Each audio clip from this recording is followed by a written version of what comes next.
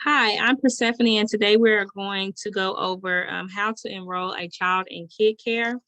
Once you log in, this is the screen that you should see. You should see your children that are active and your children that are pending.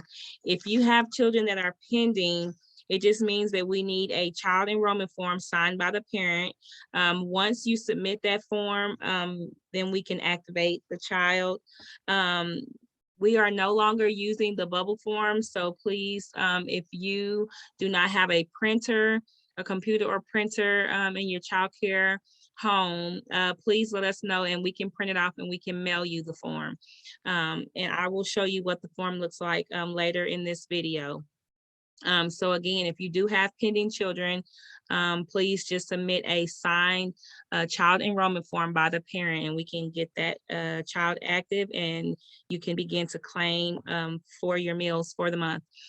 So if you have a new child that is enrolled in your center or your child care home, what you would want to do is go ahead and go to basically, this is the home page. So here's home here on your left hand side. Underneath it, you see my and so you will go over to your right hand side and you see add child. So you want to click add child.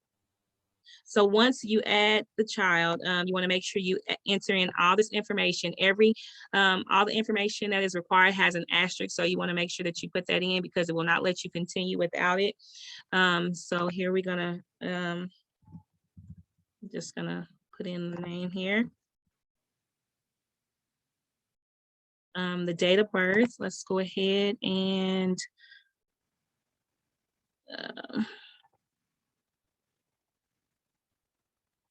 let's put today's date, which is 1/19/22. So over here it says child details. So you don't have to put the race in because it doesn't have an asterisk, so it is not required. But here at the ethnicity, you want to put in something there. So you want to make sure you mark, click one of those buttons there. Now the relationship to the provider, it says not related. It's just a child that is just enrolling into your daycare. If this is your child and the child is living in the home, you want to make sure you put own child, but you also want to make sure that you have filled out the income verification form that is required if you are claiming your own children for the food program.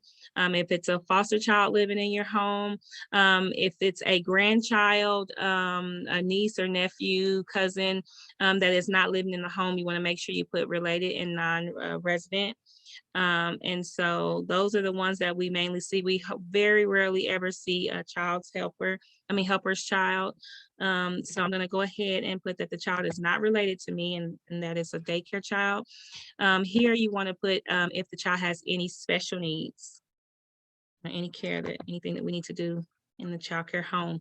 So here, the primary guardian is if the child has an existing file. So say like if this child has a sibling that is already enrolled into your care, you can put existing, and then here you would select the parent or the family that the child is related to. But if this is a new child that has no siblings in your care, you would go ahead and you would add all the parent information, a telephone number, and the address, and then you want to click next. So everything that has an asterisk is required. So you want to make sure you enter in all that information. I am going to go back and just hit existing and just pick one of my parents that is already in the system. And then I want to make sure that I click next. So this is the third step, and this one is very important. You want to make sure that you fill out all of this information. It's days in care. So you want to make sure that you enter in every day that the child will be in your care. So I'm going to go ahead and click Monday through Friday. If you do overnight, you want to make sure, or you do 24 hours, you want to make sure you highlight all the days of the week. This part is very important too. So you want to make sure, I always tell my providers to make sure if the parent says that the child will be there from 8 to 5, you never know when that child may be dropped off early. So you would want to put at least 7:30 to 5:30 just to give that parent some time to drop off and pick up.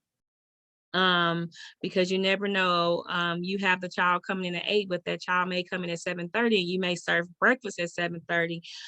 So you want to make sure you give it some time. If it's here, you want to make sure it says 12.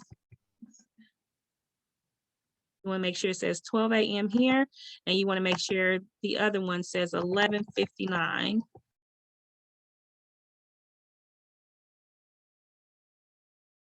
All right. So, and you can, Monday through Friday, you could put 12 a.m. to 11:59 if that child will be there in attendance.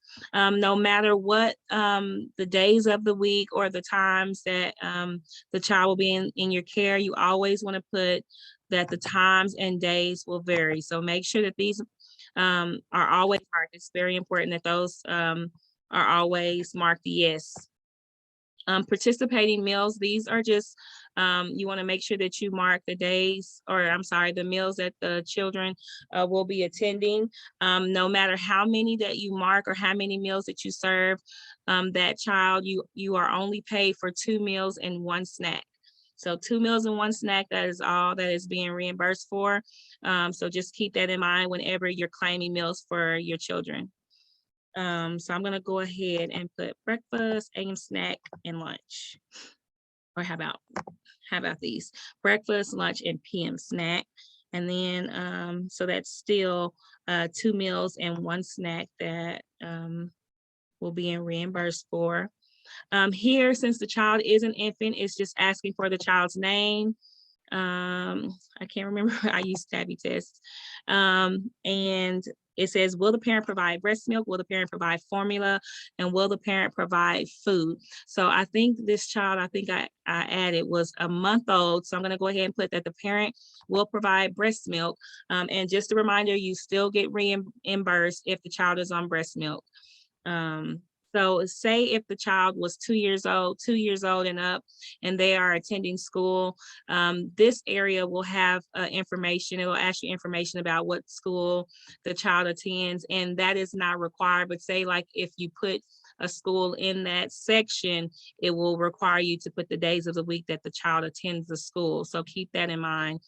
This section, the infant details or the child details, it will change according to the age of the child. So here at the bottom, it says enroll child or enroll in print. If you have a printer in your home, you can click enroll in print, and it will enroll the child and will print the child enrollment form for you. At this time, I'm going to go ahead and push enroll child. And it will pull up all the information that I just entered. And keep in mind, you can always go back and edit any of this information. Moving over underneath the picture of the child that I just enrolled, it has the expiration date of 9/30/22. You will always, every year we will send out paperwork for you to renew your child, renew your children in your care, and your parents will sign off, and you will submit that child renewal form back to us. But underneath it says status pending. So what you want to do is push enrollment form. And this is the form that we usually, that we see. It has all the child's information on it. Let me open it up. So this is the form that you will submit once you enroll a child on Kid Care. You will print this form off, and it has all the information that you entered into Kid Care. And at the bottom, you have the parent, and you as the provider will sign off and date. And you can take a picture and send it through text, or you can email it, whichever is easiest for you. Keep in mind, again, we are no longer taking the bubble forms, those blue bubble forms that you guys used to fill out. We are no longer using those forms.